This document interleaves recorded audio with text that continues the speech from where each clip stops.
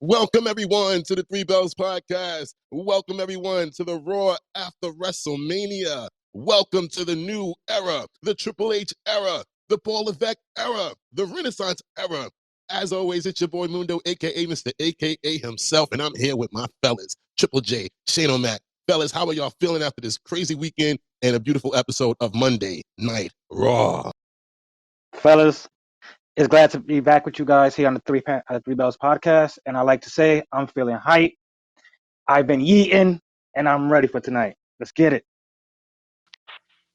Here comes the money. Here we go. Money talk. Here comes the money. It's me, your homie Shane O'Mac, coming to you live from the East New York section of the Three Bells Podcast table. Man, what a weekend we had. What a Mania week we have, and what an after Mania week we are about to have. We started off with Tonight with Raw with our homie Mr. Mundo, joined by Triple J and me, your homie Shane O'Mac. We have a lot to talk about, and I'm excited. I don't know about you fellas, but I'm ready. Des, hit it, baby. Yes, sir. Yes, sir. Yes, sir. Yes, sir. Yes, sir. Yes, sir. Let's get it. All right, so it's Monday, the most important Monday in the history of WWE. It's the Monday after WrestleMania.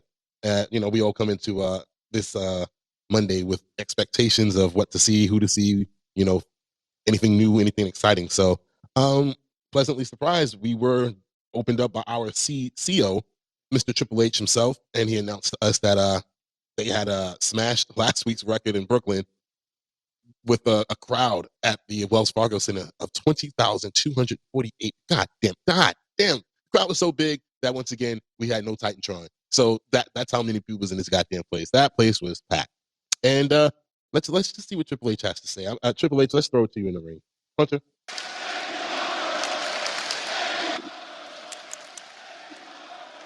Here's the thing. I came out here to thank you. I came out here to thank you because less than 24 hours ago, you all made something very special happen. I can now really tell you that was the greatest WrestleMania of all time.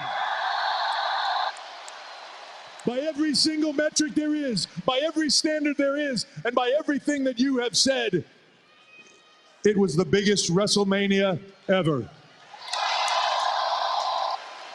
So I simply came out here to say thank you.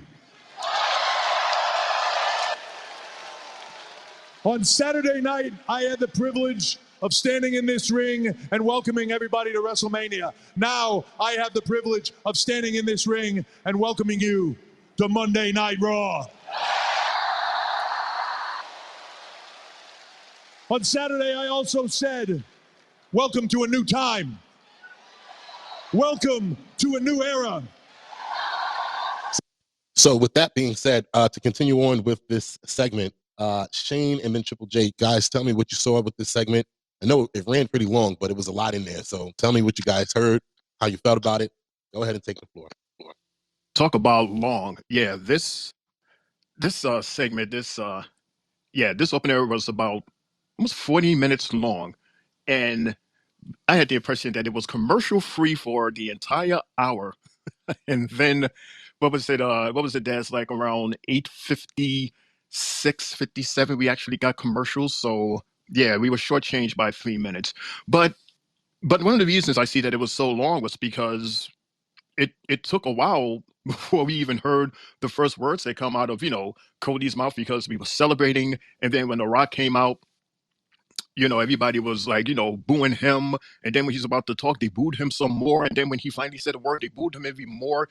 It was a whole lot of booing and just like a whole lot of like dragging. But one of the things that happened that was very interesting, this is even before The Rock came out. I'm just going all over the place here, so guys, excuse me. But before The Rock came out, Triple H gave Cody a surprise. Well, it was a surprise that was put together by the studios. The studios of WWE gave this package to Triple H to look at and for him to give it to Cody. So Triple H was like, you know what, I'm not going to give it to just let Cody see this. I'm going to show everybody. However, because they chopped chopped down the jumbotron so that they can have more seats. Thus, the reason why we had like the biggest Raw crowd. And Daz, remind me, we need to talk about that later because Triple H did mention something about doing different sets moving forward to accommodate people. But the video package was absolutely amazing. It was just like a look back at Cody's career, and I absolutely loved how it ended, where it showed his father holding up the championship, standing on the second rope, and then right after that shot, it showed Cody Rhodes in that exact same pose. I thought that was so powerful, and it had to shed a tear to Cody's eyes because it was like, wow, look at that. It was like, good job, son, good job. Yeah, Cody, he gave props to Roman, 1,316 days as the champion. I mean, you have to give it to him. Like whether you like him or you don't, you have to acknowledge him. And the crowd was like, "Thank you, Roman. Thank you, Roman," which was very interesting because we don't hear that type of chant too much. So it was cool to hear that. A whole lot more happened after this. So Jay, maybe you will have a more steady head than me and explain more more straight than I in terms of what happened once The Rock came out and that whole exchange between The Rock and Cody. Jay? Yeah, man. Like when The Rock came out, he was standing looking around, they were booing him, but all of a sudden the Undertaker chant starts and the crowd is even more turned up. Like the crowd was nonstop turned up. You even heard Pat saying, "Tell the jabronis to shut up." Then the crowd chants, "Shut the fuck up." You're like, wow, the crowd is on an extra one tonight. So The Rock was like, he has a lot to tell Philly, and Sucks isn't one of them. So then you start hearing the asshole chants and the anonymous boos, and he was like, now before we begin, he's come to deliver some flowers to Cody. And at that, it was the largest gathering of trailer park trash. And then you see they bleeped out The Rock because he told the fans back, tell me to shut the fuck up. I was like, yo, The Rock's not even holding it in himself. He says he's going in with the crowd, and you could just tell, like, even though he's been out the game for a minute, his wordplay, his talk, his reaction with the crowd is everything.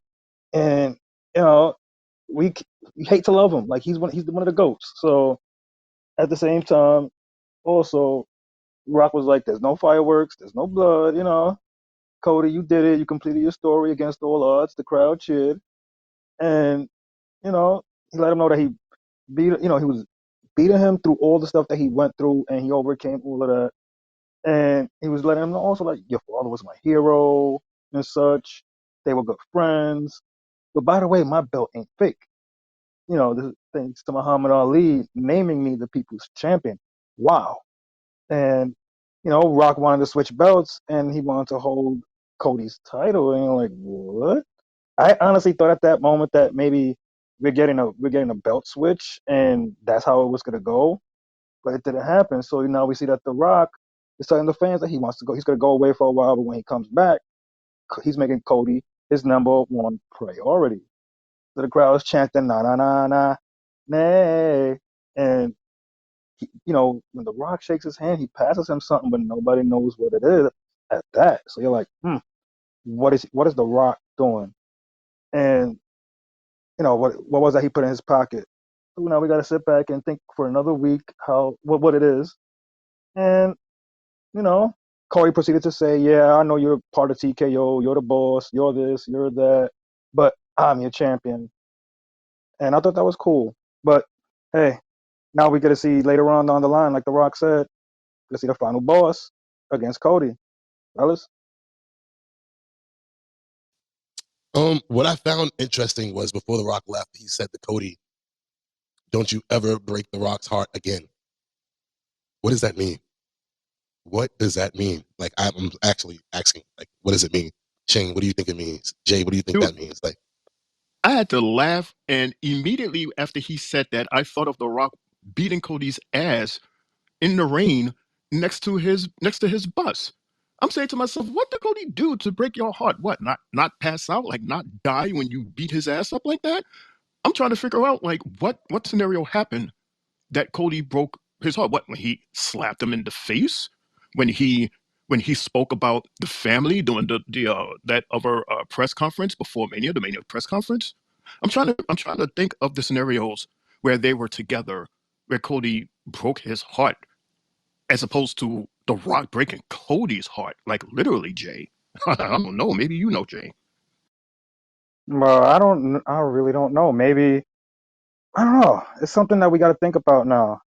It's maybe because you beat my cousin, you broke my heart. I don't know. It's very hard to think on that one. We just got to let this shit now marinate in our heads for a minute because now that the Rock is gonna be gone, we're like, which way do we go from here? Or maybe it's their agreement that they probably had, before they pivoted. I don't know, but that struck a note with a chord with me. I was just like, whoa, real quick, Luan, thank you for showing up, bro. You're awesome.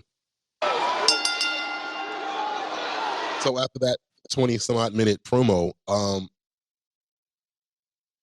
sorry, I skipped ahead on myself. Yeah, after that 20-minute promo, we got our first match of the night, which was Shinsuke Nakamura versus a super surprise, Mr. Ilya Dragunov, the NXT champion. I remember somebody on this show saying that Ilya would be on Raw. I don't recall who, but Mr. NXT yourself, Jay, what were your thoughts on this match? Bro, I was so hyped that we've got Ilya. We got an NXT guy on the show, and I was, at first I was like, either him or Tony D could be perfect fits for this Raw roster. And look, we get the audition, we get the tryout, and during the match they say that he's a part of the draft. So now we're thinking, this match itself is the perfect audition for a guy like Ilya Dragunov, and the crowd loved him. The crowd was chanting NXT, NXT. And with the moves that he was hitting against Shinsuke, you're like, oh shit. Yeah, he was delivering these same moves that he does on NXT, but just a little bit more crispy and harder. Shinsuke tried. Perfect opponent for Ilya, to be honest, because you don't want to feed him a dud, a garbage wrestler. You fed him a name guy that has some credentials under his belt, and shit, when my boy hit him with them knees and them chops, shit. But then the H bomb, the torpedo Moscow, you're like, yeah, my boy is for real. We gotta have him later on this roster sooner than later. But now I hope, if they do draft him, I hope they don't drop his title from him if he still has it on him by the time he gets drafted.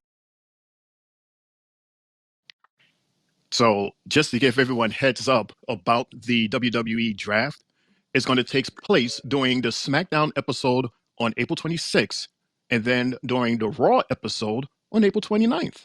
And Dragunov is, in fact, is what they say eligible to be drafted. So that's interesting that a current NXT champion can possibly go to either SmackDown or Raw. So Jay and Des, where do you see Dragunov fitting better? Do you see him as a more better fit on the red or the blue label, Jay and Des? Bro, I said it. He looks good in red, bro. Honestly, he's the red dragon, and the red brand fits him. NXT, because he still needs to work on his promos and stuff. Like I said, he's great in the ring, but outside of the ring, he's just not connecting with me. So I think he needs to stay in NXT. Shane? Yeah, I agree. I think he should stay there more and work on his mic skills more and defend the title. Defend the title a little bit longer until someone else is ready to step up. I don't know, maybe Trick. I don't know, maybe I don't know. I have to sit and think about this. Have a better answer tomorrow. But yeah, I agree with Des to just stay put for now. Des. I think what The Rock gave the Cody Rhodes was Roman Reigns' necklace, the red necklace that he gives to the red necklace that Roman Reigns wears in every match. I think The Rock gave that to Cody. I actually thought that too. I thought the same thing. I thought that he gave him the what is it called, Jay? You know how to say it? Something. The Ula Fala. Yeah, that. I think he gave him that. I thought he gave him that too, but I don't know. I have no idea. So No, I would say no, because isn't that the sign of the tribal chief? Like that's something that the tribal chief wears, isn't it? right, The Rock's the final boss. So I was thinking whatever he gave him is something that The Rock will come back for. Yeah, that I can see that because The Rock did say that their story he finished his story with him, but their story has just begun. So yeah, I can see that, Des. Yes, sir. All right, so moving forward, we took a look back at the world title match between Seth and Drew McIntyre, excuse me. And then after that, they just gave us a look back of WrestleMania Night 1 this past Saturday. And now we're going to go ahead and join the Judgment Day, who are in the ring at this time. Go ahead, Damien, take it away. All rise for the Judgment Day!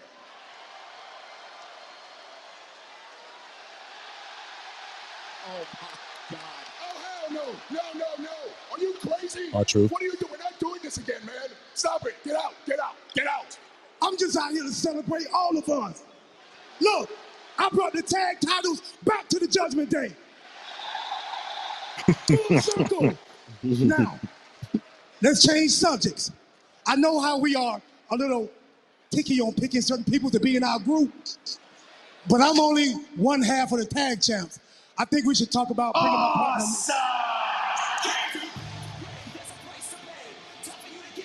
This is incredible. It really is. R-Truth got tagged into a six-pack ladder match the other night, got a win, and then he also won the ladder match with this man, The Miz, who is currently a champion in the WWE. Truth, I don't want to be in Judgment Day. There's only three of us.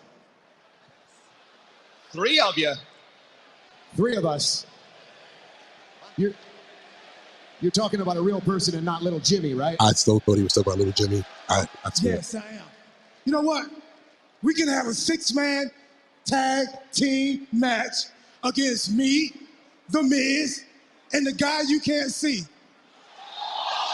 I knew when he said that.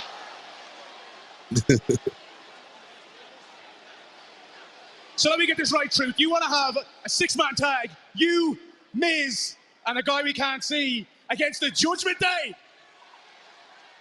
You're on. Truth, I actually want to physically see our partner. Oh, you will.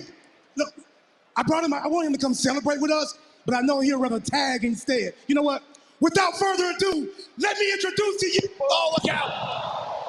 Oh, Judgment Day's had enough of the shenanigans. The assault now on R-Truth and Miz, and I assume the little Jimmy they're talking about isn't helping at all. Michael Cole's an asshole. Tag team champions got attacked by And that led into the match, and then this happened. J.D. McDonough is mad because he's J.D. McDonough. That'd be a tough mirror every morning.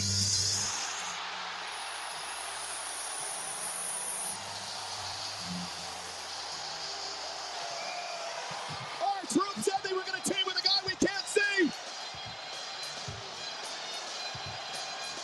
The GOAT is here. So starting with Jay and then Shane, what were your thoughts on that entire segment that led into a match and that led into the surprise of John Cena? Honestly, what I would say now is like the crowd all hailed when your new champion said it. That was cool as fuck. That everybody stood up, and then all of a sudden, R-Truth was right behind. I was like, yo. Now I'm not even gonna lie to you. Like prior to Raw starting, I was with my neighbor, and that was one thing he said. He was like, yo, bro, I could see R-Truth either coming to their locker room or coming outside and being like, look at what I got here. And look at what happens. R-Truth did it. He came out and said, looky here, look at what I got. A shiny cherry red belt. That was hilarious. And then when he mentions, there's a guy, there's a guy you can't see. And when it was, the first thing I knew it was going to be John Cena. That was the hilarious part about it. And, during the match itself, you know, what I was seeing was, let me see. I noticed that Damien got no music at that, but hmm, let me see. Let me see. Hmm. Hmm. Dun, I didn't. dun, dun, dun, dun, dun. I'm just Okay. looking. No, just no, because I was just looking at what I wrote. Just want to make sure I said it right. And like during the match, we noticed that Michael Cole was also saying that this is R-Truth's, hero, his childhood hero. And during the match, they did a triple AA, and even the triple five knuckle shuffle. all of that. That was fire. The Miz was reacting to it like, should I do it? Shouldn't I not do it? But he did it anyway, and it was something good to see on TV. And obviously, they got the win. I'm still surprised by Michael Cole still calling John Cena the GOAT. Is everybody fine with hearing that from Michael Cole during the match, fellas? I never was okay with it. I never was. I was like, that's bullshit. Shane? I mean, if you calling him the one in single GOAT, the answer is no. Would I say he's like one of the top wrestlers of all times? I would say yes. I would absolutely say yes to that. You know, I mean, he is a greater of a wrestler than Lil Wayne being the greatest goddamn rapper of all time. Okay. Now that to me, that I'm not believing. Okay. Don't get me started, Jay, goddamn it. But yeah, let's talk about this fool R-Truth. Can I tell you how I literally spit out my water out my mouth when Priest and Rhea held up their belts to celebrate, and that goddamn R-Truth came in the middle and held his belt, and all you saw was that smile. I said, man, this fool. There's no way that you can stop this story with Truth and Judgment Day. Like, this is gold. Should have known that this was not going to end. You got to keep this going because we absolutely love it. And we know that Damien and them love it too. They got to enjoy all of this. So let's keep this moving, okay? But there's one thing that I did not like at all, Twitter and X, and y'all need to stop doing it right now. Stop calling Damian Priest bisexual Undertaker. That shit's not funny. Don't find it funny at all. This guy, he worked hard and he got the title. He is our current world heavyweight champion. He is not no goddamn bisexual Undertaker. Stop it, okay? Cut it out. But I like the match. I like the surprise of John Cena. I knew that it was John Cena when he said you can't see him, and they wind up winning. Even though, according to John Cena's insurance, you know, he can only do but so much, and he did exactly what he needed to do to help out the team, and they got the win. So there you go. There's no bisexual Undertaker. There's okay?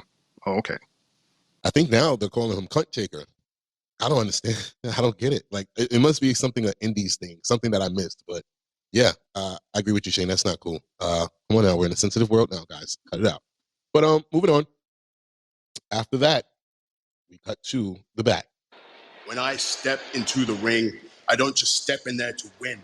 I step into the ring to break my opponents. And winning the Andre the Giant Memorial Battle Royal was just the beginning. Tonight, Drew McIntyre, Jey Uso, Ricochet, you are all going to learn a lesson in raw dominance. Because I am here to conquer and prove who the real heavyweight champion should be. All right. So, Jay, go ahead and explain this segment that we got. And just to let everybody know, spoiler alert. Go ahead, Jay. Yes, sir. This was definitely a spoiler alert of a video because Bronson's in the middle of Bronson talking. The TV glitched, and most people probably didn't catch it. But at the bottom right hand corner, while it was glitching, it said "hello" and a period next to it. So that already had fans buzzing prior to the show because prior to the show, when Michael Cole and Pat McAfee got called out, the lights went out and the screen turned white. They're saying this is Bo Dallas with the Howdy character coming out eventually, so they're giving us the White Rabbit, everybody.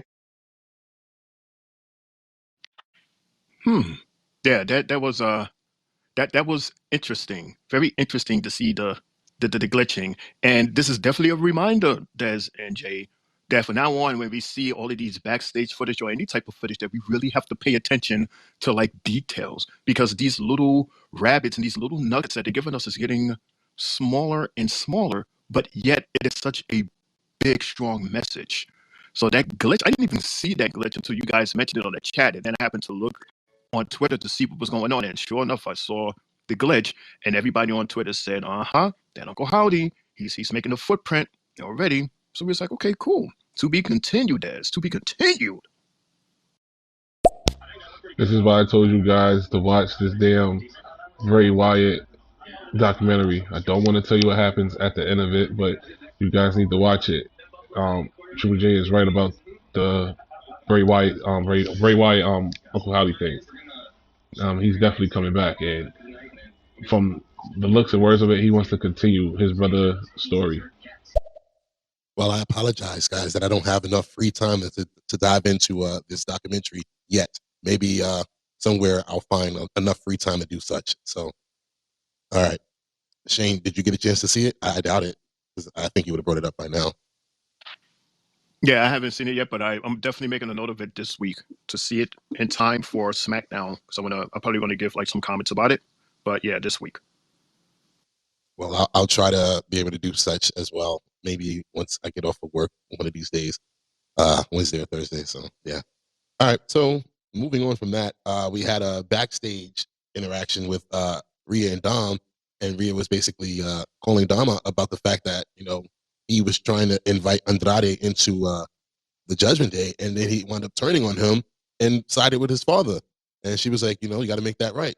So he was like, all right, I'm gonna go and I'm gonna talk to Adam about it.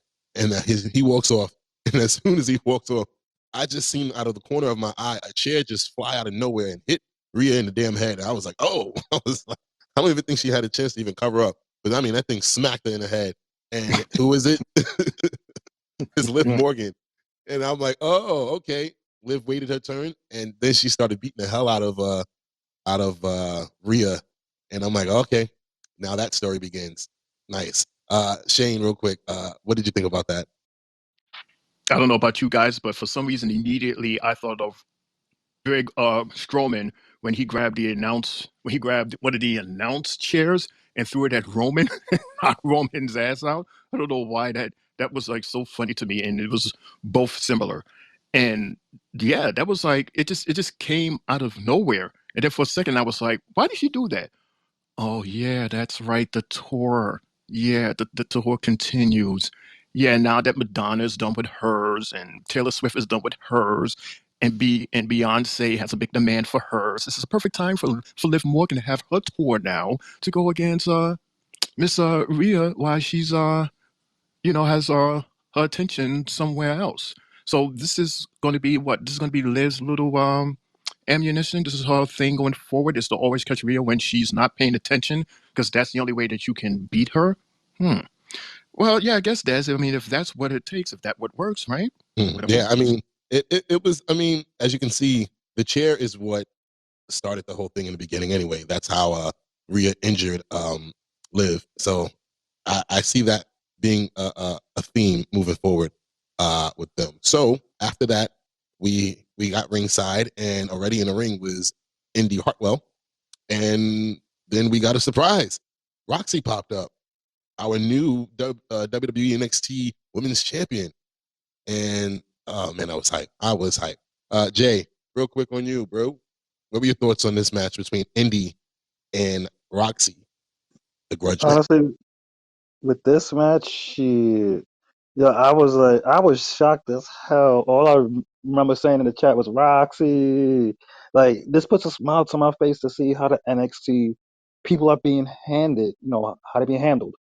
And the way Roxy delivered in this fight, she still was on her shit. But the only thing she didn't do was a submission. She did everything else good, nice, and clean. And kudos to her for winning the match, bro. Like, Indy, damn. Roxy really got her revenge on you from you being the winner after she lost her belt. So, damn, Indy, you wasn't the one. Thank you, Roxy, for putting her to be done. Yo, I was like, damn. She said, She said, this is what you get for taking my title. Like she shit talked her, and I was like, yep, it was perfect, perfect. You got you're right. She got her win over Lyra, and then she got her revenge on Indy. So it was perfect. I'm not Yeah, mad at that at all. So, I wouldn't be too surprised if she talked about it tomorrow about both of them, about Indy as well. oh yeah, for sure. I would expect that for sure. All right, so moving right along. But I do We're have gonna this take. one question, Des and Jay, Yeah, sure. because if you notice, Miss Candace had to put her little 2 cents in, and it seems to me that her little interference, Roxy took advantage of that, and she wound up winning. So, what is going on here, Des and Jay, with this goddamn Candace and Indy? I mean, it seems like week after week we seeing something going on between these two. So it's like, how long is this going to stretch before we see the explosion here? Because it's like week after week, if it's not Indy, it's Candace. It's mostly Candace that's talking shit, that's talking smack, that's doing something, or Indy is not doing something to take advantage. So what's give, Des? What gives, Jay? It's like a one-sided heel turn apparently with this team. Candice is ready to do whatever it takes to start winning and be noticed, and Indy is just not on the same page as her, and she looks stupid because you see she wasn't on it today. Look what happened. She lost, and she's so big. So for her to be so goddamn big and to be losing, I'm about to put her in the same category as Von Wagner. Honest to God, Jay. I'm gonna be honest with you. She wasn't ready for the call up. Like look at this whole scenario with Indy. She wins the title, and then 48 hours later, she gets sent to the main roster with a broken foot. How fucking stupid was that? Like, I don't know who made that call, but that move was stupid because she instantly had to drop her title. So, Indy's one of those chicks that I believe was never ready for the call up. And you could just see her skill set, her move. Nothing is there. If anything, she needs a refresher course to go back down in NXT and get her shit back up. She's not put her down. Let someone else come take her place and be possibly seen that tonight with someone that she fought. So, I kind of see Candice a little step further because she seems to have that mean angle with her that is believable. So I want to see what Candice can do since they gave Johnny the chance. I want to see what she can do, and she might start embracing her dark side. And Indy's too confused of a fighter. She hesitates a lot when she fights in the ring. You could just see a lot of bad things about her. I get the fact that you mentioned Von Wagner with her in the same category because they're just real sloppy. They're not seasoned right, bro. There's something missing, and she got to go back to the drawing board and just start all over. That's my thoughts. So then, Jay and Des, it's fair to say that tonight, Dragunov and Roxy put on good audition performances for the Raw brand. Yeah, I would say yes to that. What about you guys? Jay. Hell yes. NXT showed out tonight, and that was a perfect audition by both wrestlers tonight. Much praise to them. Yep, and they made their brand look good because they are the two top champions on the brand. So congratulations to both of them, and congratulations to NXT for getting some shine tonight on Monday Night Raw. We're gonna go ahead and go to the back right now. There's the Intercontinental Champion, the brand new champions. The new Intercontinental Champion. My dog, what's up? Hey, big WrestleMania win, man. I'm proud of you. I was watching all of that, man. Hey, I'm proud of you too. Hey, dog. Come on. Full-time Saints. My dog. Peach. Hey, man, come get it. Sami Zayn's here live. Next. So, Jay, what did you make of them doing that? The handshake that we haven't seen in so long from the Bloodline. Did it bring back any memories for you, Jay? Did it bring back any memories for you, Shane? Yes, it did. Yes, it did. It just shows the unity that they have as friends. And, at one point, back then when they hated each other, you was like, damn, will they ever like each other? And now we can see, like Jay's really won over that Raw locker room. They love him. And Sammy was the one that was, like sticking up for him. Him and Cody was sticking up for him. And look, Jay's made progress, and he stood there for Sammy. And Sammy sees that, and it's confidence for guys like him. I like it. I like it too. And they both going to need each other, especially with Sammy, because Sammy, you got that belt that makes you a target. It's going to be quite a bit of people that's going to have their eyes on you and on that title. They may smile on your face all the time. They want to take your place. Backstabbers, Des. Yes, sir. So we're gonna go back to the back now. We're back from commercial break, and it was one of the most warmest segments of the night. It warmed my heart. Roxy.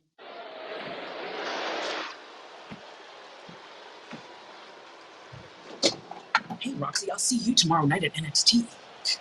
No, you'll see me tomorrow night on my show. I love it. I love it. I love it.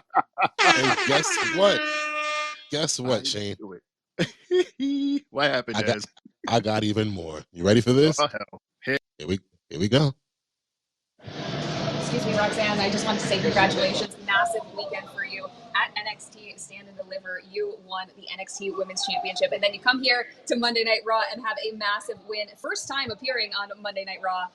So how are you feeling in this moment? I feel amazing. And Gabby, honestly, I don't really need your congratulations. We all knew that I was going to become two-time NXT Women's Champion. We all knew that I was going to defeat Indy Hartwell. And if everybody else didn't know, I knew. And that's all that matters. Well, we all know that Natalya is coming to NXT tomorrow. What do you have to say about that?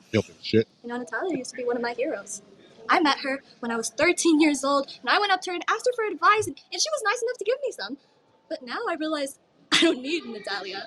I don't need any of my heroes. I am my own hero, and if Natalya has a problem with that, then she can come to my show and say it to my face. Nice.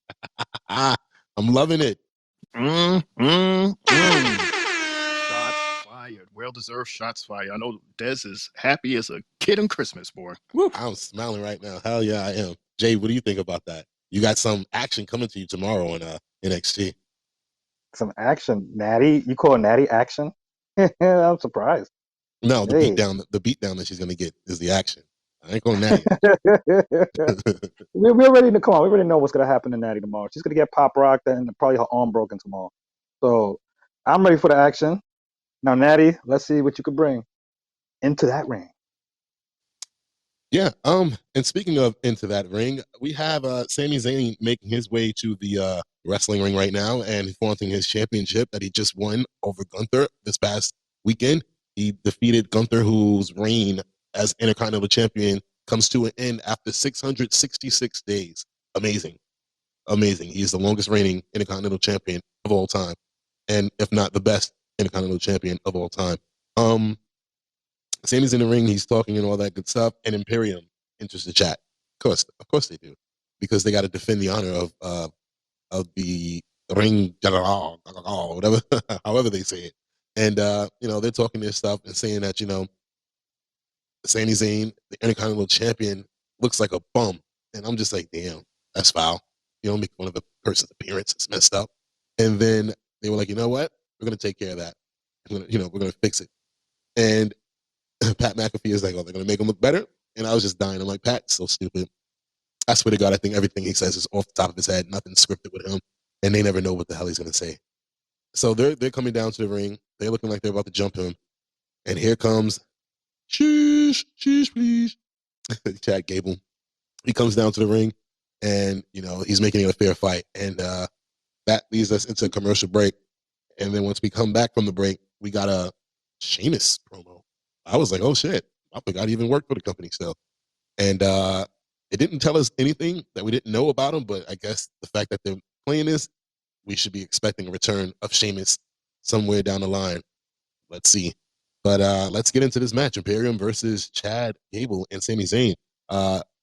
Shane, starting with you, then Jay, what were your thoughts on the match and maybe the Sheamus promo or the promo between these two teams before the match?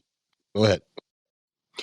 Yeah, the Sheamus promo, because I missed that when it was on live, and then when I was on Twitter, like he's trending. He was trending. I was like, what's going on with Sheamus? Is he okay? Because that's the first thing that comes to your mind when you see someone trending, on top, especially when Raw is usually, trending on top. And then everybody was like, yeah, Sheamus is coming back, and they were showing the video clip, and I was like, oh, okay, cool. But then I said to myself, I wonder how they're going to bring him back. Are they going to bring him back to continue a beef that he had previously with someone that I probably forgot about? Or is he going to somehow start a fight with someone else because of what they possibly have that he wants? I'm sure and I hope that they make his return make sense. Like, don't just put his ass in there because he's helping him well. Like, make it make sense, because this is our dude Sheamus. He's the big guys. He's one of our top dudes. So make it make sense, okay? Just like when Chad started doing his shoosh and his thank yous again. We haven't seen this Chad in a while. And immediately I thought of Lawan, because Lawan, I remember you were saying that you like this heel turn Chad because you thought, and I kind of agreed, that it was a better and to me a stronger character, because he actually had a purpose. He was very angry and he was fighting with a whole lot of emotion. But now that that apparently Sammy won, he has his title. So it's like, are we returning to Alpha Academy? Is this going to be the Alpha Academy Chad Gable that we're getting? The match was okay. The match was it was cool. It was cool. That's what I'm going to say about that, because that is a big question.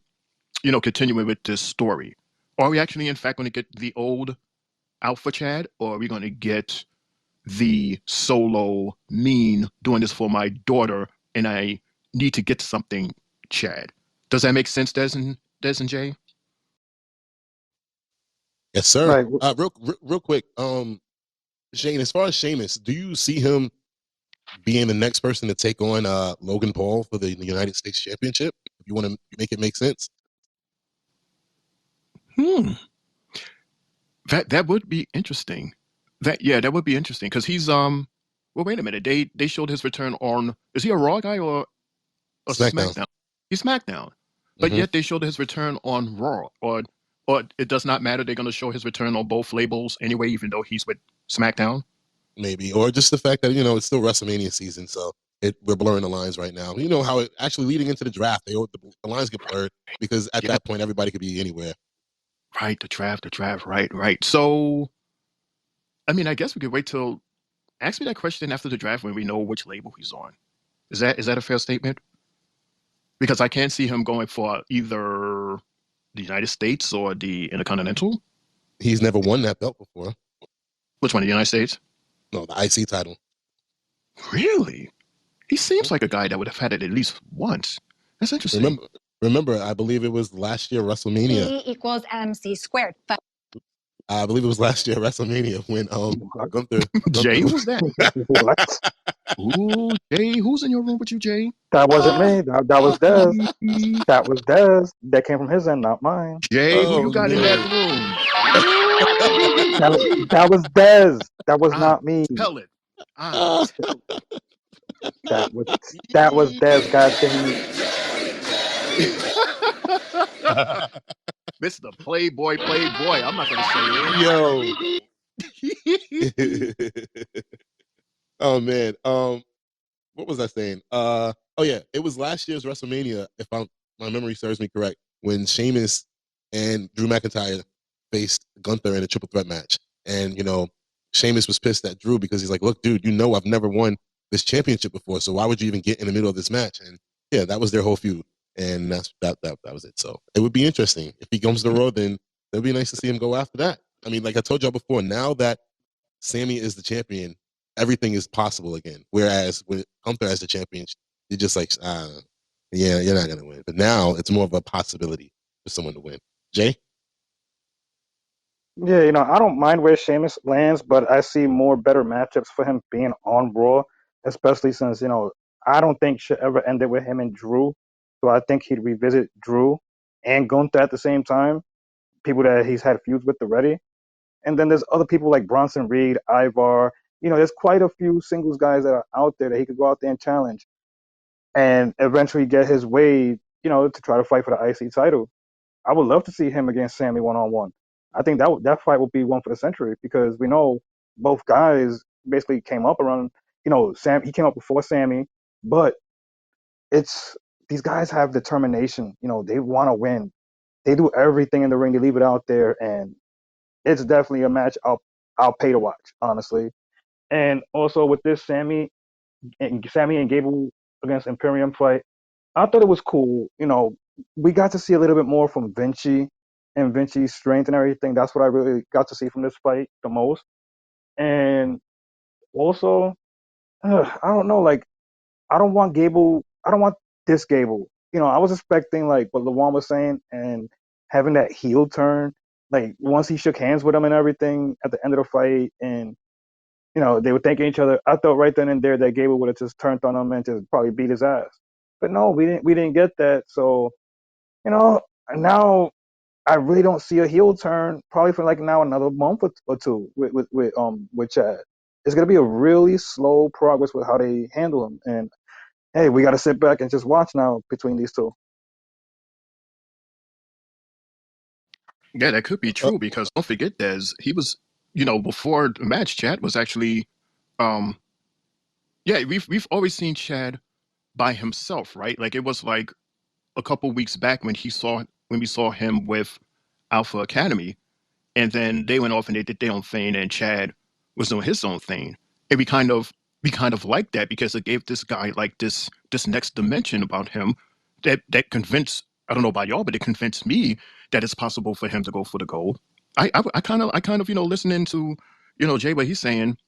I kind of like this Mean Chad. I think Mean Chad could get the title more so than Mr. Shushin Thank You Chad. Because keep in mind, that was the Chad that had the title chance twice and lost. Welcome back to Raw Talk. I'm Kathy Kelly, and I'm joined by Alpha Academy. Now, congratulations, Chad Gable, on your win tonight with your tag team partner, Sami Zayn. Speaking of Sami, looking forward to next week. You actually have an Intercontinental Championship match against him in his hometown of Montreal. This is exactly what you wanted. I've said that. This is what I've wanted for a long time, right? And he owes me a favor. He knows that. I'm the guy that trained him. I'm the guy that taught him what it took to beat Gunther, and that's what he did. But along the way, he might have made a fatal error, okay? Don't forget, when you're a coach at my level, you're not just teaching people the gifts to get to the highest of highs, but you're keeping track of their deepest weaknesses, and I know all of his now. Now, look, I didn't ask him for that match in Montreal. He requested it. He granted it. So don't blame me next week when it's not just his wife or his son in the crowd crying, when it's the entire city of Montreal and the entire country of Canada weeping when I walk out of that building with the Intercontinental Championship. Yeah. Strong words. Thank you so much. And we will see you next Monday in Canada.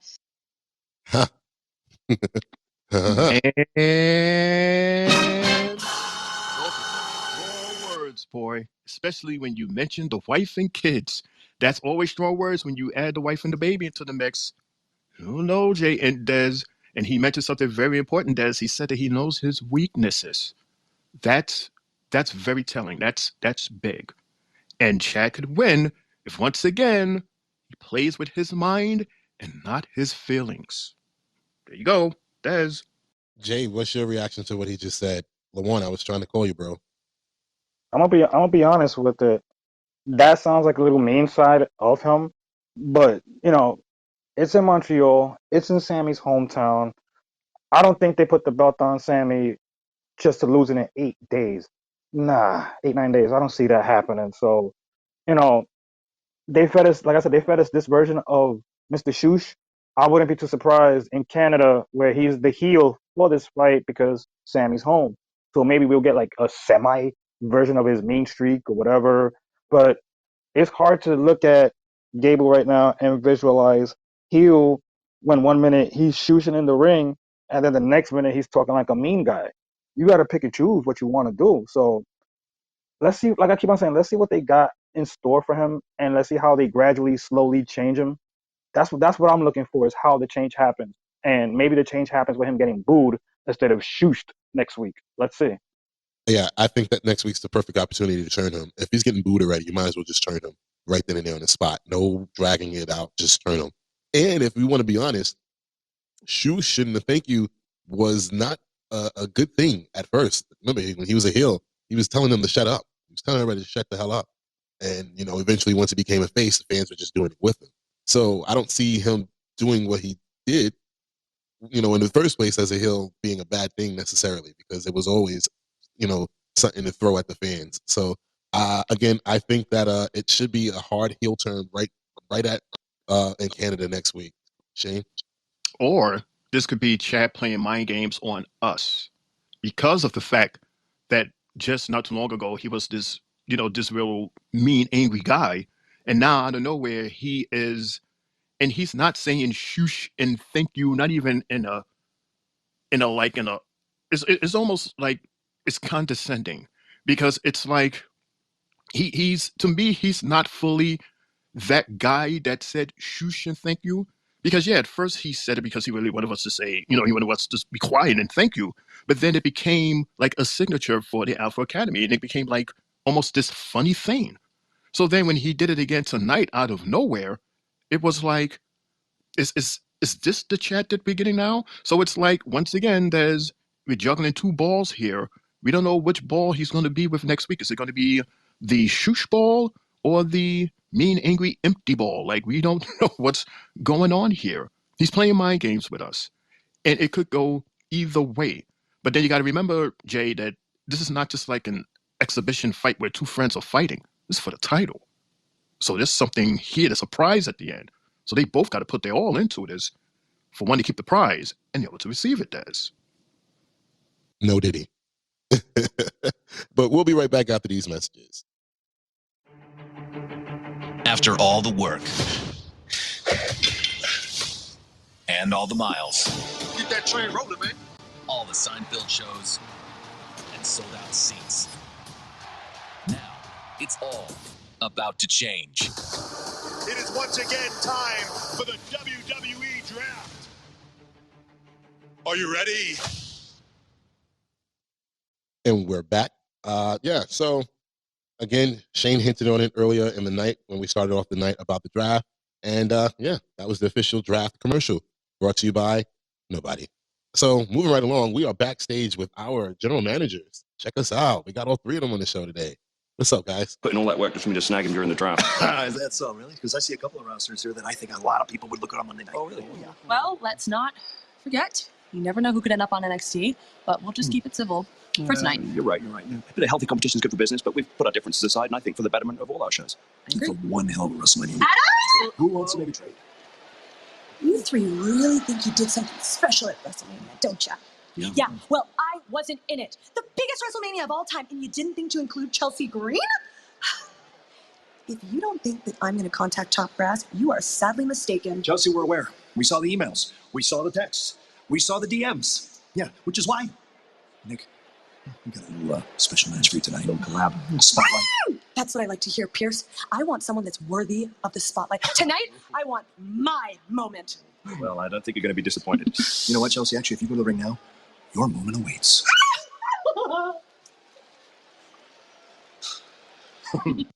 Putting all that work just... That was such a devious laugh at the end of that between the three of them, the video cut. But yeah, seeing it live, I was like, oh shit. And I was like, I wrote y'all in the chat, I'm like, it got to be either Naomi or Jade. And yeah. After this, they came back and they showed us a review of the 17 consecutive sellouts of their television shows over the past few weeks. And it was pretty cool seeing that, the graphic for that. And I was like, wow, this is cool. And that led into Chelsea's big surprise for her WrestleMania moment. And she's in the ring, and lo and behold, here comes Jade Cargill, looking beautiful, looking fantastic. Shane, real fast, what was your thoughts on the match? I love how you specifically chose me out of Jade to talk about this match because of the fact that Jade Cargill was called to do two moves. Not 3, not 4, not 2 minutes, not 3 minutes, but literally come in and pose with a special one light from the corner of the arena, and everything else was black, and all you see is a silhouette of her beautiful, gorgeous body. And then before the match starts, Chelsea is like, I didn't agree to this. I'm not fighting her, and I don't blame her. That's all muscles right there, girl. You better run while you can, Forrest. Run, goddammit. But no, what happened? What had happened? The bell rings. She turns around. Jade Cargill does one move. Then she does her finishing move. Then she does her sexy pin. And that was the match. I said, because I asked for this, fellas. Remember, I asked for a singles match, and this is what I got. I said, damn, Jade, at least if you do a pin, lift her up before the 3 count and give her more. Like, you understand what I'm saying? Like, she was talking all that smack. This is what she asked for, so give it to her.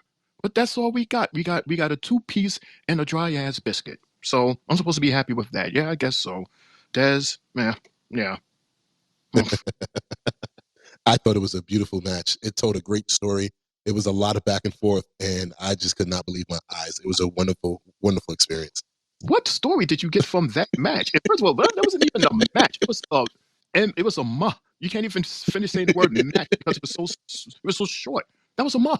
What story that you got out of that? Besides the fact that Jade is a gorgeous and strong woman. It was a lot of back and forth. It was a lot of athleticism being shown. The move sets were amazing. And then to see Chelsea screaming and, at Michael Cole to cancel the match, and then she was screaming. It was a lot in the match. It was a lot there. So I'm very satisfied with what I saw.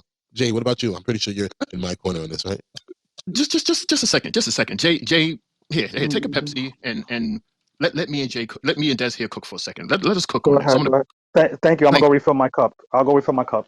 Thank you.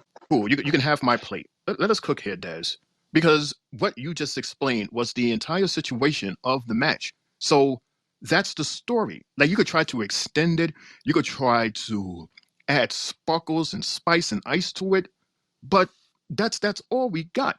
Now, I'm not saying that I don't like Jade. I like Jade. I just didn't like this match. I expected more from her first full singles match. This was a singles match, not a three-way, not a Royal Rumble, not her showing up in the back, with Eon Sky and Damage Control, or standing face to face with Charlotte Flair. This is a match like an audition match, just like with Roxy and Dragunov. What can you do in the WWE ring? That said, I guess that's all you need to do. You're the female version of Mr. Goldberg. I just expected more. I wanted to see more. That's all I'm saying. I just wanted to see more. All right, I'm done in the kitchen. I'm done cooking. All right, I'm putting the pots and stuff away. Jay, you can hit it if you want to. I'm done. Jay, where you at? Jay, get out the I'm freezer. There they go. There they go. You Cast see that? thy peach today! Ah, Nice. whatever. There's your cash Dune. Dune that. Damn man, Oh you guys man. are lucky. Y'all are lucky I don't have audio like y'all. Shit. um, Shit. you got any thoughts on that match though? Honestly, it was a throwaway match to me. I didn't really see much in it because we got served the same thing as we got served on, Saturday night with Jade. She did all the same moves, pretty much. The boot kick, the finisher, and Chelsea was done in no more than 30 seconds. So we didn't get nothing from her. And Shane, like I was saying that before too, she did have that type of a Goldberg streak when she was in AEW, and I kind of sensed that they was gonna go that route with Jade. And if this is the way they're gonna do it, it's not gonna win over a lot of fans if she's gonna get matches like this. I figured probably a tougher opponent to be in the ring with her, like maybe like a Shayna Baszler. If that would have been out there, I would have believed in it because Shayna's actually a grappler. She could fight. You know, Chelsea doesn't really got nothing. She's just a talker and a yapper and a crybaby. And whenever she cries, look what happens. She's like a female version of Santino Morella. Like, that's all she is. You gotta throw her in there because she yaps and bitches. That's all she does. So when you bitch, you get served by with the bigger people. So there you go. The piranha just ate you. You're done. See, Des, I would have been happy, just like Jay said, if we would have had Shayna in there. I'll even go as far as to say Evil Gina. That would have been an awesome match.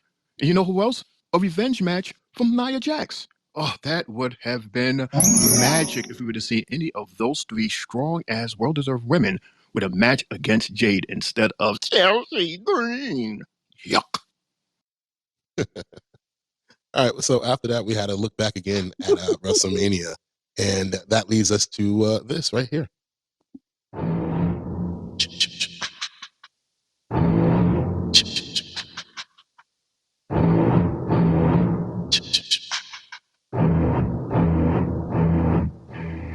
Did you? Did you? Did you? Did you? Did you? Did you? Did you? Did you? Did you? Did you? Did you? Did you? Did you? Did you? Did you? Did you? No. Did you? Did you? Did you? Did you? Did you know? Welcome everyone to everybody's favorite segment. It's called Did You Know? So I have something for y'all. It's gonna be, what do you call it? Gonna be a toss up, like really likely thrown at y'all because if y'all paid attention to Did You Know about a month or so ago, I mentioned something similar, so I'm bringing it back now. Shane and Jay, did you know Saturday's main event was the 1,000th win for Roman Reigns? Did you know that, Shane? Did you know that, Jay? Did you? Uh, oh, it's it's my turn to talk. Okay, the intro is over. Okay, cool. That was a long intro. I mean, damn, is this the Three Bells podcast or is this the Three Bells nightclub? I thought that was sound like he was about to go into like a house music beat or something. Yeah, cool intro. But yeah, man, I had no idea of that. That's very interesting. And yeah, this dude was breaking records, even though his record ended. He was making records, man. So yo, good for him, man. Kudos to that dude, Des. Awesome. Yeah, I didn't know nothing about, his win streak, his winning numbers or anything. So to hear that he got 1,000, that's even more reason to acknowledge the man and say, thank you, Roman. Speaking of acknowledge, Des, why'd you acknowledge the people that's in the room? Shane, since it's my show, I would like for you to acknowledge the people in the room, please, and thank you. I want to take this time on behalf of the Three Bells podcast table to welcome all of our guests. We got, is it WIRM and Drew? I'm a bad reader. Please correct me with a message. And Young GA, and of course our main guy, who I thought got a call to join the table, Mr. LaJuan. LaJuan, bring your ass to the table, man. And shout outs to everybody that is tuning in today. So good to see you, and welcome to our Raw recap show. We're on every single Monday at 11:15, every single Tuesday at 10:20, and every single Friday at 10:15. How was that, Des? What? What? What? How was that, Des? How was that, Des? How was that, Des? No, that was really good. Thank you very much, Shane. Thank you. And we're going to go over to the WWE Rumors reactions and hot takes portion of the show as well. And I have a good one for you guys. I would love to get your reactions to this. You ready for it? Hit it. So, according to Sports Illustrated, numerous contacts surrounding Nick Khan say that one of WWE's potential explorations is to engineer a collaboration with other professional wrestling promotions. Fellas, how do you feel about that? The chance that WWE can branch out and work with other companies, as we've seen them do so far with TNA, but possibly maybe there's a chance that if they can stop taking shots at WWE, maybe they can do something with AEW. What do you think about that, Shane and Jay? Hey, we're in a new era. This is the era where we are welcoming other circuits to come in. Let's grab those cultures, have them come into our cultures, and let the two cultures mingle together and see what kind of magic that we can work. And then, and into the future, maybe we'll take a moment to check out what's going on in your house. And then we could come over to your house, see what's going on, and then come to our house for one of our PLEs. I think this is an awesome idea in terms of giving us wrestlers something to be excited about and just making wrestling as a whole cool again. Right, Jay? Exactly. Now that wrestling's in a position where it's hot and every product is great, why not put yourselves in situations where, you're with other federations, This is definitely something I could see that's up TKO's sleeve. We're having like UFC, and UFC usually will branch off to like other things and bring in so many other different styles that you never see. So with wrestling, with WWE, if they do this, then we could see so many other wrestlers that, basically a lot of people that follow us sit back and talk about to us, and we're like, damn, who, what, and now we could be fed these things, and maybe these could be storylines that are fed to us for long, like extremely long, because now it's like, what if you come to WWE and now the WWE says we could decide to go here, and everything flip flops, and it's just better for everybody, and nobody wins but us wrestling fans. We will be the winners in all of this because we could be fans to other things, and I'm for it. Nice. I have another one for you guys. So I was watching the Pat McAfee show earlier today, and John Cena came, and they were talking about retirement and stuff of that nature, and how much longer does he have? And he said, he's drawing the line at 50. And then Pat was like, "Well, how old are you now?" He's like, "I'm 47."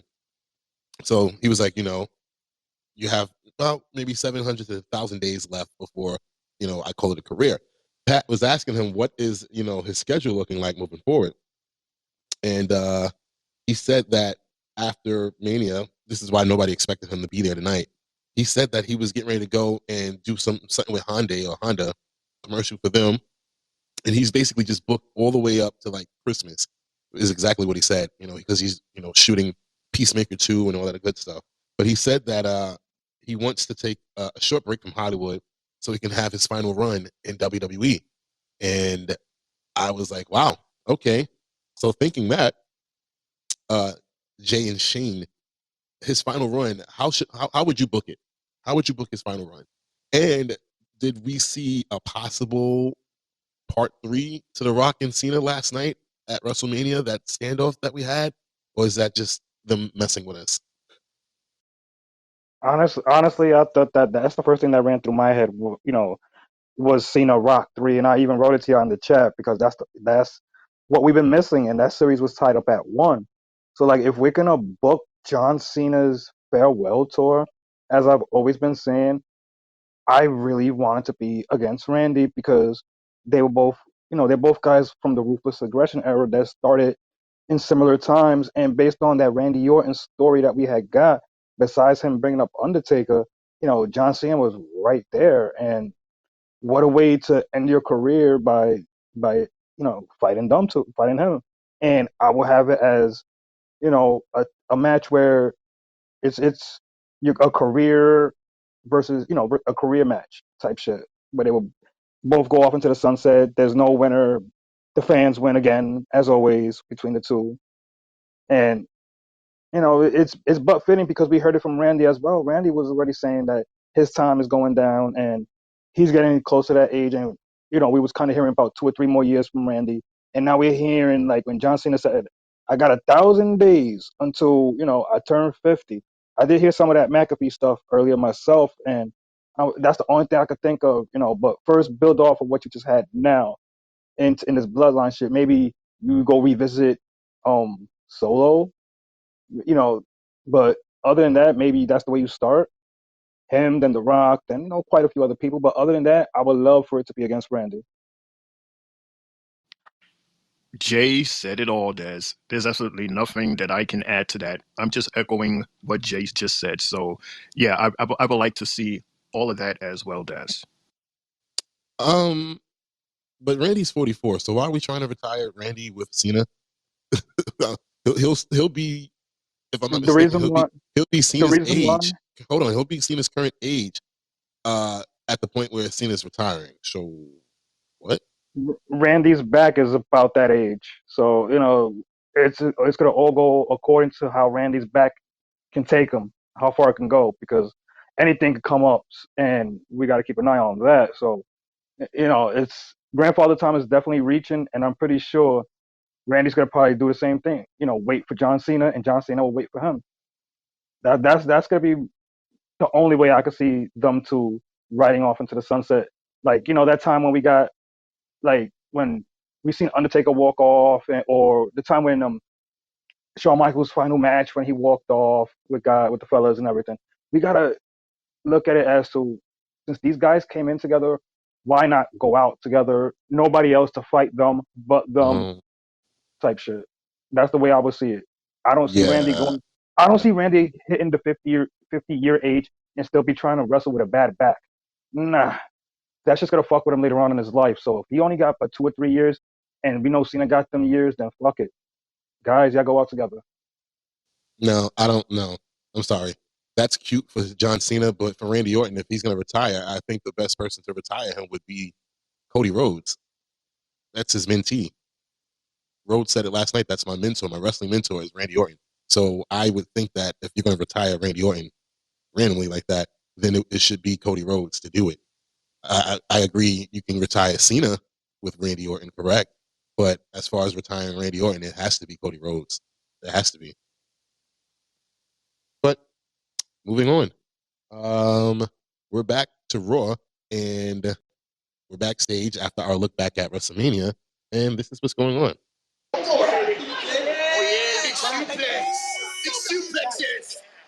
Guys, I'm sorry. Can you give us a minute?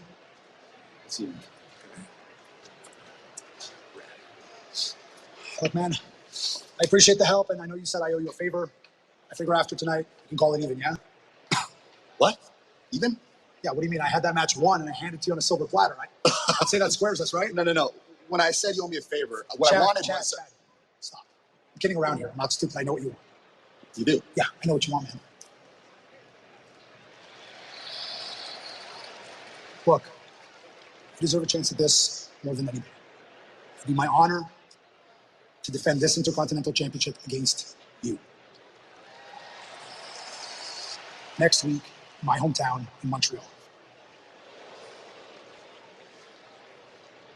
I can't wait.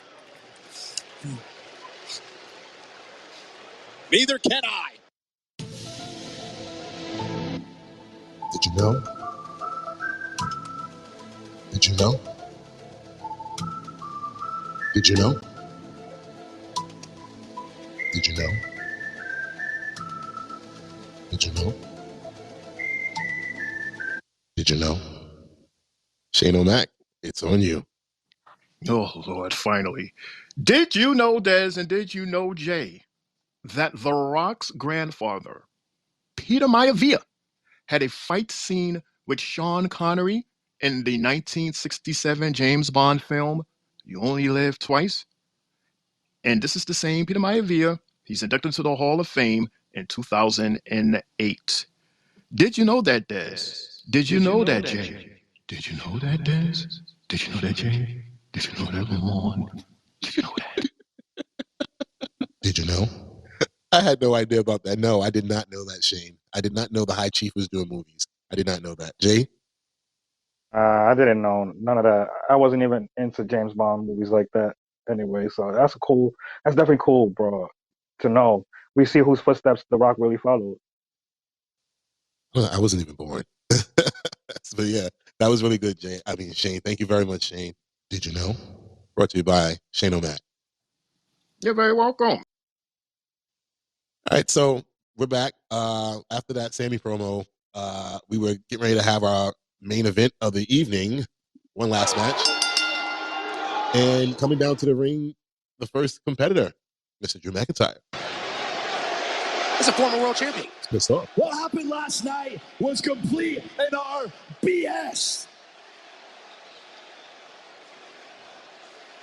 5 minutes and 46 seconds. That's how long my moment lasted. Some of you find that funny. It was about 5 minutes longer than most of you last in bed, so shut it. Before I fly off the handle here, Seth Rollins, I want to tell you I might not like you all the time, but I respect you. You stood by your convictions. You went out in your shield, and we shared a moment only warriors know about. So thank you for that. But then, that bondage Undertaker Damian Priest screwed it all up. I'd say I'd whip your arse, but you'd probably enjoy that. The Money in the Bank briefcase is a joke. A freaking joke. It's cost me the world title twice now. It cheapens everything Seth did. Everything I did. You stole that from me, Priest. And I'm coming for you. You're nothing but a transitional champion. And after tonight, that belt belongs to Drew McIntyre. Oh, no. He might have the contract, but he didn't cause that finish. The one that caused all of this was that prick CM Punk. Did you really say prick? Yeah. I told you what I was going to do, Punk. I told you I'd win that title. I'd have my moment. I would have my moment with my family, and I'd rub that title in your stupid face. And that's exactly what I did. And it was no accident. I was within striking distance from you. I looked you in the eye, said everything I had to say, and you did nothing. Nothing at all. You put the headphones on, you made jokes, you went into business for yourself. You're a coward. The second I took my eyes off of you, you swept my legs, took off that metal brace, and bashed me in the face. In the face. So, Punk, you thought it was bad before tearing your tricep was bad before. I know you're going to disappear for months. I know you're going to go into hiding, but from now on, it is on sight. Huh. Yeah, it's on site from now on. So later on in the match, this happened. McIntyre looking for the Claymore. Uso's done. Wait a minute. Oh my goodness, it's CM Punk. CM Punk. Super kick. Spear.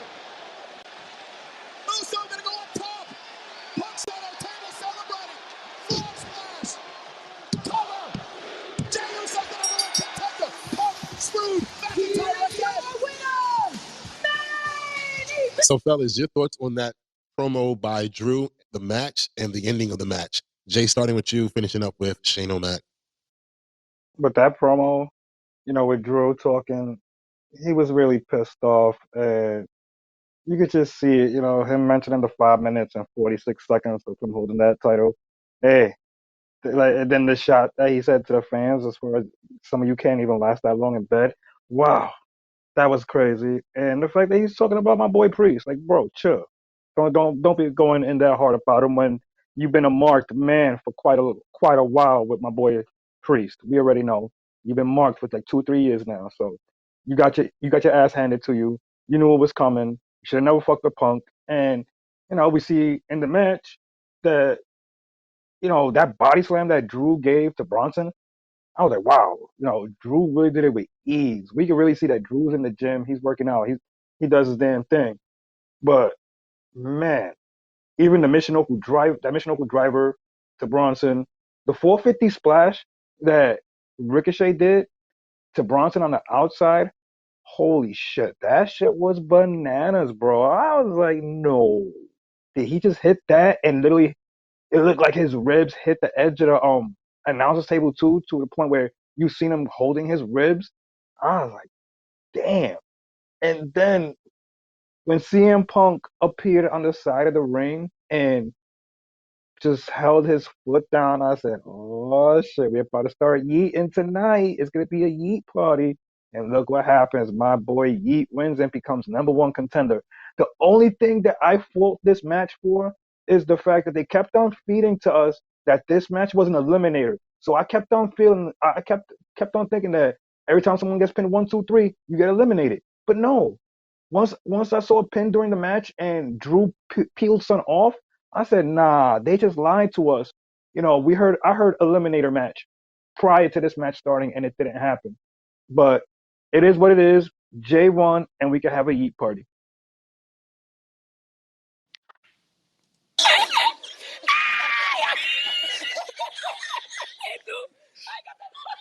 That was me while Mr. Drew was on the microphone. Because, usually when, he's on the mic, he's spitting facts, he's giving us nuggets. And I agree. I'm right there with you, Drew. But tonight, you had no excuse. It was your fault and your fault only that you currently do not have that title. You had the title for 5 minutes because during that 5 minutes, you was teasing and taunting CM Punk. Wasn't you supposed to be focusing on Seth Rollins and fighting Seth Rollins and beating him to get the title? And then once you get the title, you celebrate and you go on your merry way. You join your family who was there and you celebrate. But no, what did you do? You go and you taunt. You stand there in front of CM Punk. You stand over CM Punk and you give him the suck it move. Like, what, you honestly thought that Punk was just going to sit there and let you do all of that in front of him like that? No, of course not. He had every right to do what he did. And you flipped the bag. You flipped it. No one else. CM Punk did exactly what he was supposed to do, as if any man would have done that. Trust you and me, if you would have done that to me, you would have done that to Daz, you would have done that to Jay or anybody else, they all would have done the same thing. You would have got snuffed. How dare you put your nuts like that in front of my face? Are you out of your damn mind? So now here you are again. You come in with your little temper tantrum and you want to curse out everybody in the audience and you want to, you know what I'm saying? You have this fit. And once again, you're entering the ring in your feelings. You're in the fight in your feelings. And once again, you got caught in your feelings. And now, once again, you lose the bag because you're in your feelings. And what you're going to do the next time we see you, you're going to get on the mic and you're going to get in your feelings once again because you're going to be focused on somebody that you should be focusing on somebody else. So I'm sorry, Drew. This is the first time in a long time that you actually lost me because this is not, it's not making sense to me. And I'm very disappointed in you, Drew.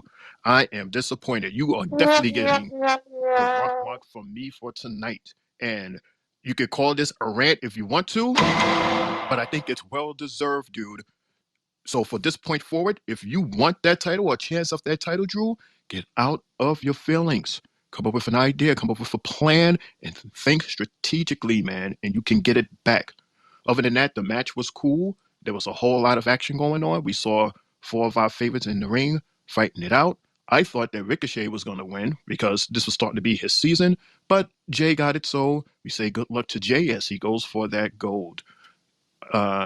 Yeah, shout out to the Dez and Jay. Shout out to the Spanish announce table.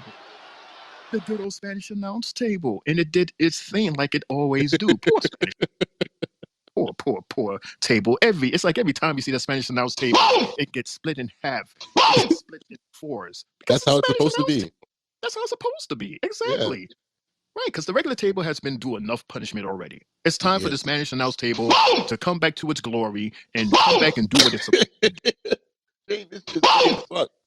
That's funny though, because you're right. The Spanish announce table back in the day used to be the one to get taken out, and then they stopped featuring it, and it's like, damn, now the main table is the one being taken out. It's like, damn, they look stupid because they either got to finish the show with no table, or they do a rebuild of the table, and you're like, well, then what was the point of breaking the table in the first place? You're gonna put it back together.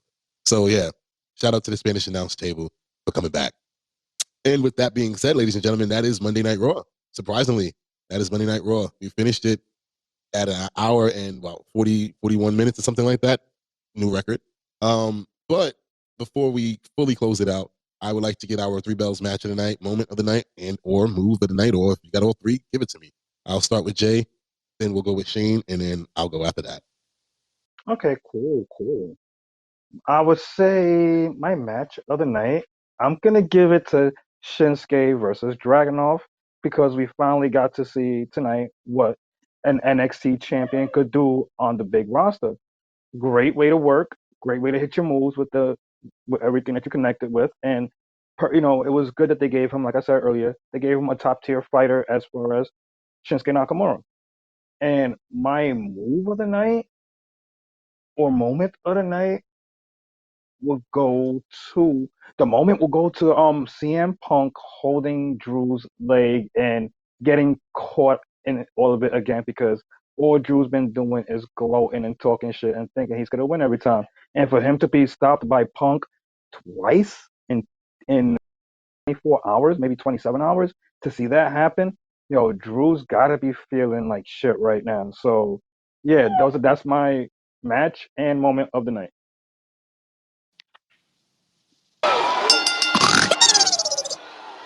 Whoops, I'm sorry. That was my fault. That wasn't that. That was my fault. They gave this. Jay, that's not for you, Jay. I know it wasn't for me. I didn't say shit. I didn't say shit. So damn, Jay. No, that's not it at all. No, Jay. I'm not sure of my Pepsi. What? See, Des is trying to start some mess. Jay, can I explain? Peach tonight. Jay, ignore the sound effects. I have 1, 2, 3, 4, 5, 6, 7, 8 color buttons here, and then there's A, B, and C slots. So I was on the wrong slot that had the snore, because the snore and the 3 bells button shares the same button. It's just A and B. So I had it on a different button. Meanwhile, Des went to show an example as to his new toy and went to show everybody all of his sound effects. He want to throw shade, want to try to get us to fight again. That's all he wants us to do. He wants us to fight so that you can kick me in the face so I could go through the barbershop window again. That's all he wants us to do. He's not going to let that happen. Michael kick me in the face. And that's not happening. That is definitely not happening. But I will give you this, Des. I will give you my match, and the match for tonight for me was the Fatal 4-Way. It's always good to see my big guy Bronson and Ricochet and Jay. And yeah, it's good to see Drew, but I was disappointed at Drew tonight. But the other 3 guys, it's always good to see them in the ring doing it all and adding tables and adding the Spanish announce table. Yeah, all of those elements made this my match for the night. And my moment of the night, which is, of course, the night that made me spit water out my mouth, was when that goddamn R-Truth stepped in the ring in between Damian Priest and Rhea Ripley and held his belt with that big-ass smile, talking about, one half of the tag team. So with that, those are my match and... You see, Mexico got the right belt. Okay, that's my match and moment of the night. Des, back to you. Alrighty, and for my match of the night, I think it's pretty obvious, it was Chelsea Green versus Jade Cargill. I still believe that was a wonderful masterpiece that they put on today. very, very, very, very happy with that, the outcome of that match, and the fans were cheering and going crazy for how beautiful that match was. And my moment of the night will go to Mr. John Cena actually showing up and getting the job done with the Awesome Truth. So my match of the night, Jade versus Chelsea. Moment of the night, John Cena showing up. All right. So with that being said, Monday Night Raw, the Raw after WrestleMania is officially closed. I have closed my book on it. But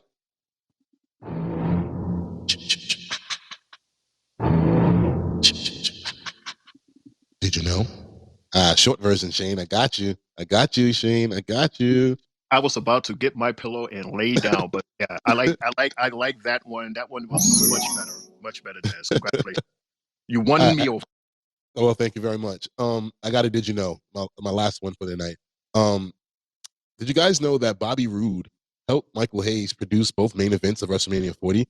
Also, did you know that that wrestling camp that The Rock talked about so much was supervised by Bobby Roode, Michael Hayes, Chad, the referee Chad, the same referee that was in the main event? And did you guys also know that The Rock was working with Gallus to help train him and use them as three guys in a tag team? So, they simulated being with Roman, Cody, and Seth. So did you know that, Shane? Did you know that, Jay? No, I didn't. That's pretty cool. Man, shout out to Bobby, man. He is doing amazing things in terms of these storylines and just working behind the scenes. Once again, you're pondering if you want to either stay behind the scenes or get in the ring. No, keep your ass out the ring, man. You're doing good things, doing what you're doing right now. So keep it up, man. Keep it up. That was a good one, Des. Honestly, damn, I didn't know nothing like that. Like they get an insight from everywhere now, even a referee. That's actually something different because I'm just used to like hearing wrestlers' insights, and now that we're getting a ref's insight, we're getting to see probably that evolution next of the referees. So I'm open to seeing anything.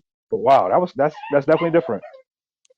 And I thought it was cool because of the fact that, we were just talking about it, I think, last week on NXT. We were like, where the hell has Gallus been? And then to find out that this entire time they've been training and conditioning The Rock to get back into the ring for WrestleMania, I was like, wow, that is something. Like, shit, that is a hell of a promotion for those guys. And for The Rock to look the way he did this past weekend, shout outs to them. Like, great job, guys. Great job. Shane?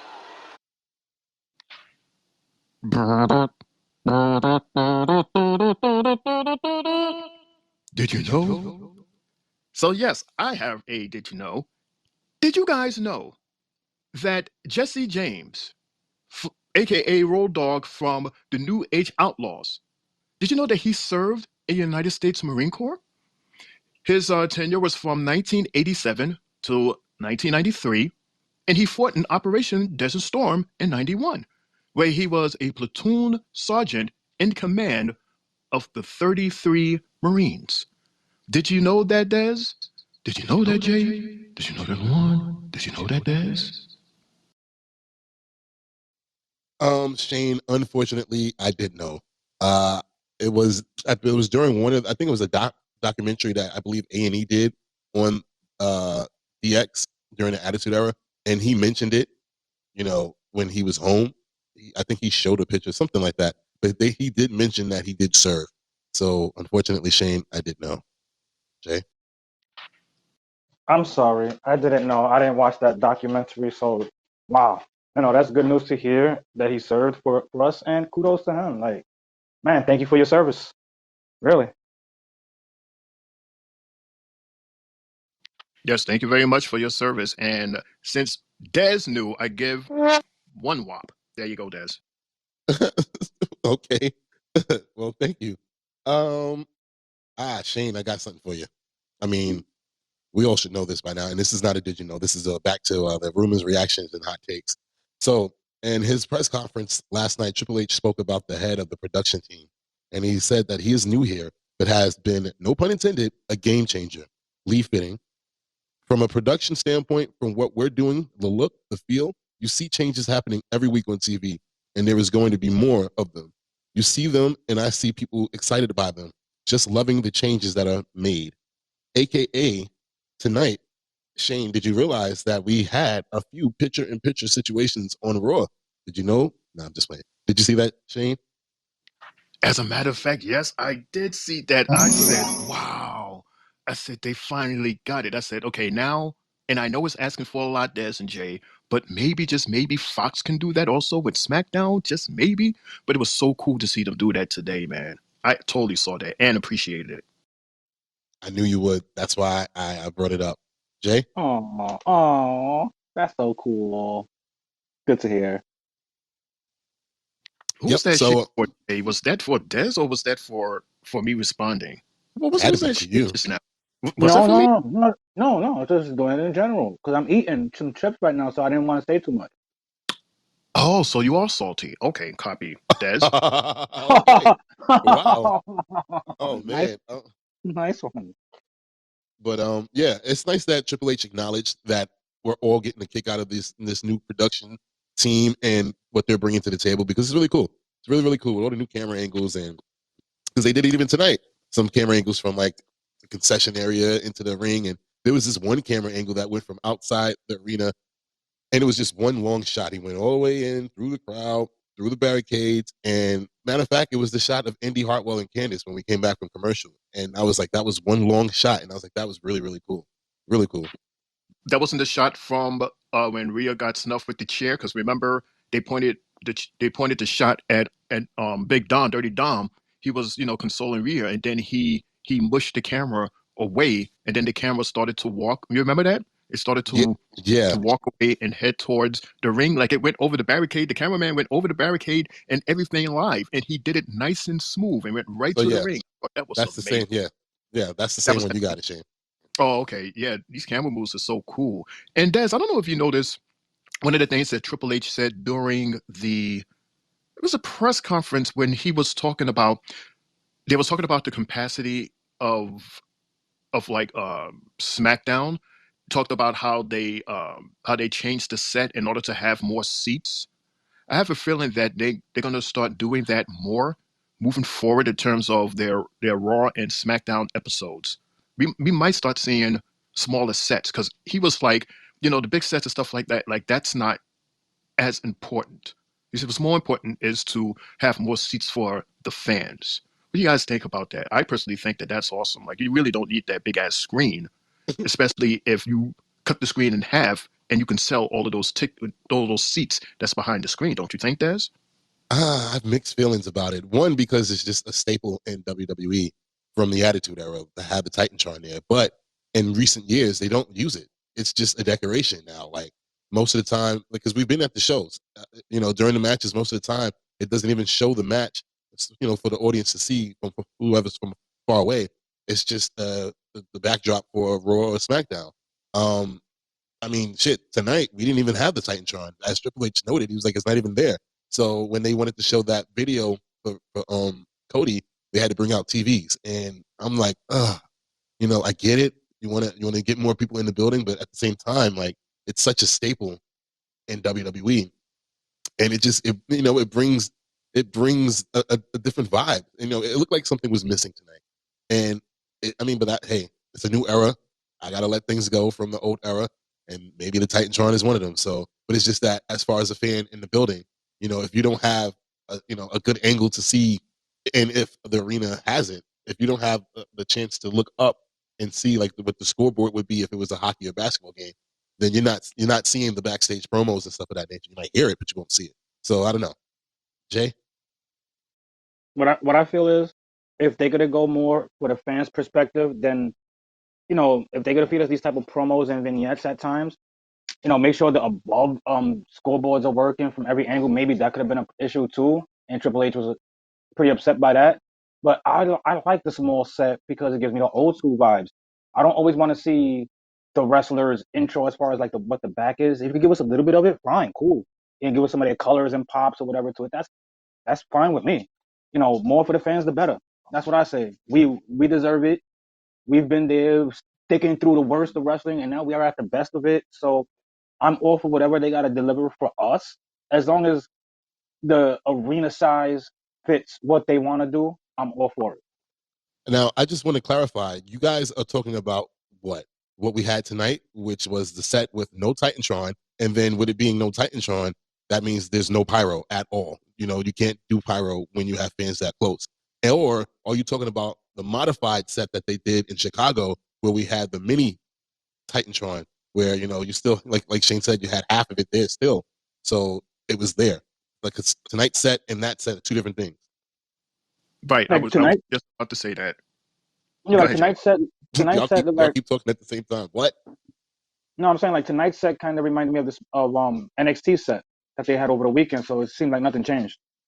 Yeah, that's the pay-per-view type of set. Like when they have an arena like that. Right. Well, it's a catch-22. So I guess depending on where they go and how many seats that they will actually sell, I would say if anything, go with that smaller screen, like how they had, you said in Chicago, they had the night side screen, and then they had the two narrow screens on the side, and you still had a good amount of people that was behind that screen. However, yeah, in terms of like the pyros and stuff like that, that's the catch-22, because if you have that many people like that, we can't have as big as pyros. So it's like we'll get it sometime and then sometime not. I say, hey, let's play around with it. One day we have what we have tonight, another we get the big one, another one we get the Chicago one. Like play around with it. You know what I'm saying? And have like little props in there also, like back in the old pay-per-view days where they had the trailers and the scaffoldings and stuff like that. Like just to give the set like some character, you know? Yeah. I'm gonna play a message real quick because we got a message. Welcome everybody to Stereo Radio. We are coming off of WrestleMania 40. We have Rhea Ripley, who's on a WrestleMania tear. Yes, the girl is getting things done. And you know what? Mommy is always on top. You guys have Sami Zayn taking down the longest Intercontinental Championship reign of all time from my man in the future of WWE, Gunther. And let's not forget, holy crap, we had a cash-in of all cash-ins. We had Damian Priest beating Drew McIntyre after he's beaten one of the best of all time. And fight me for it, Seth Rollins and Cody Rhodes finished the story. And you had so many greats. Undertaker. It was a great motherfucking night on WrestleMania. Wow. I like that energy. Wow. That, Des, can I do it? May I have the pleasures of giving it to him? Yes. That was absolutely awesome, what I just heard. Damn it, dude, where were you yesterday and Saturday? We was talking about these matches. You would have fitted perfectly with that. But we still love that energy. We still love the fact that you left that message for us. Greg, thank you so much for that energy and for that message, Des. That was pretty cool, man. I think he was giving Samantha a run for her money. Like, that was fucking awesome, man. Thank you very much, Greg. I would bring you up, but we are at the end of our show. I only have one more thing before we sign off. But again, we do this every Monday at 11:15. I just followed you, so you know that you have me now. You can see whenever I go live. That means we're going live on the Three Bells. So we do this every Monday at 11:15, every Tuesday after NXT at 10:20, and every Friday after SmackDown at 10:15. So you can catch us all week. We're here 3 times a week, and sometimes we do pop-up shows, and then we do PLEs as well. So for sure. Fellas, I have one last thing from you. It's a hot take. It's from Dijak. He tweeted this out. It won't be tomorrow. It won't be next week. It won't be next month. Might not even be next year. But one day, you guys, the fans, are going to turn so hard on Cody and boo his ass out of the building. And when that day comes, all I'm going to do is reference this post and tell you I was right. What are your reactions to that, Jay and Shane? That's very strong. I want to know where that's coming from within his thoughts. But let's see. Let's see if he gets too cocky with this championship and decides to want to turn on the crowd. I could see something like that. But damn, Dijak, you're speaking facts. Let's see if these facts become real life. Facts, schmacks, wax, packs, shit, hish, bullshit. Dude, you have enough problems to worry about in NXT. And out of all the things that you want to talk about, you want to talk about that. Why are you trying so hard to be relevant? Before you called yourself the greatest. Now you hating on the current greatest. What is it that you are trying to do? Are you trying to win our hearts by taking it away from Cody? Come on, dude. That is not how you win it. Jay introduced us to NXT. I had no idea who you were. Then I started to remember your name, and I started using the letter. I started putting an S at the end. I used to call you Dijax. But then I started respecting you more and started calling you by your name, Dijak. But now you're becoming a jackass by showing unnecessary hate like that to be relevant. Dude, you don't have to do that. Just keep doing what you're doing. Listen to us tomorrow for our NXT episode, and you're going to see why I am speaking what I am speaking. Because it's going to be the opposite of what I'm speaking when we get to talk about you tomorrow. I don't like that at all, Des. You know, there's time and a place where you throw shade, where you throw salt, because someone is giving you raw meat in order to do that.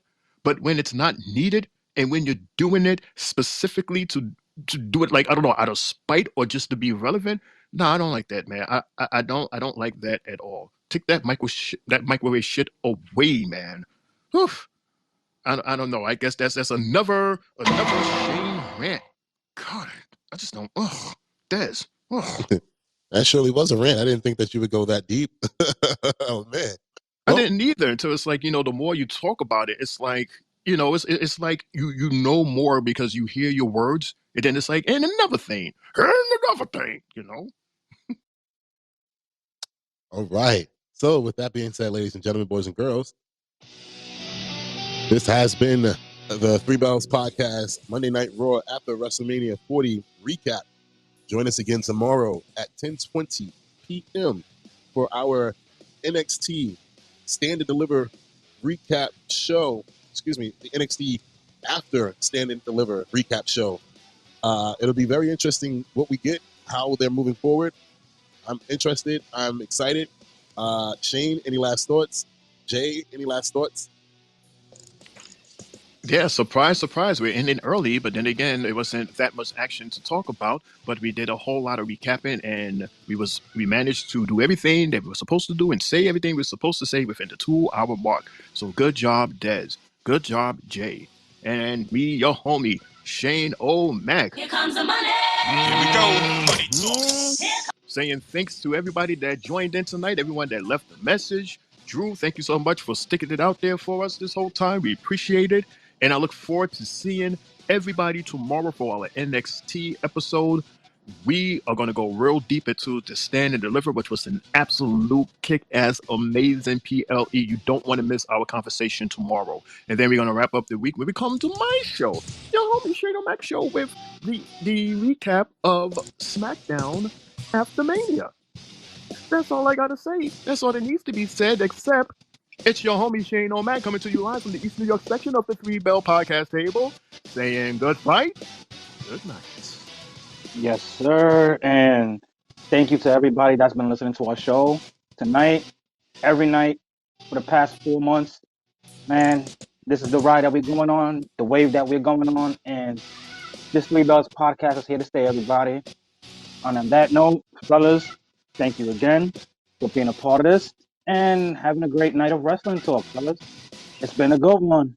And stay tuned tomorrow night for the NXT recap at 10:20. Let's get it, fellas. Love y'all. Blessings and good night.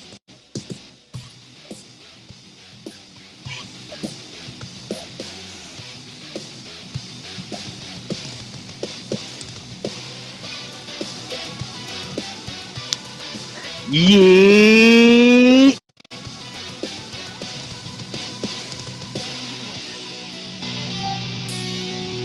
And as always, no yeet.